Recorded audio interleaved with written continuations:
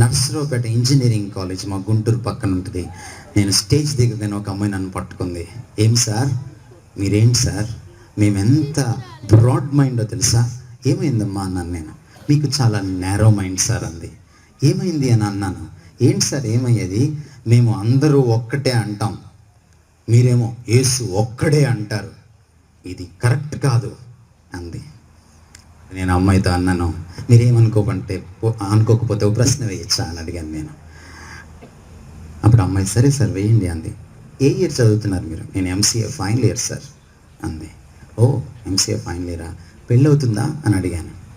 ఎందుకు అవ్వదు సార్ అని అంది.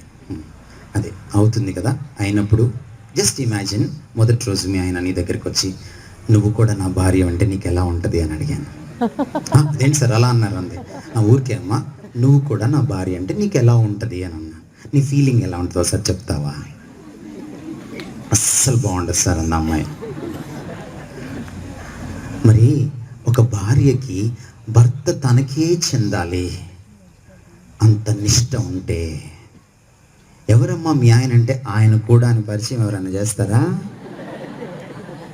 చాలా దరిద్రంగా ఉంటుంది కదా.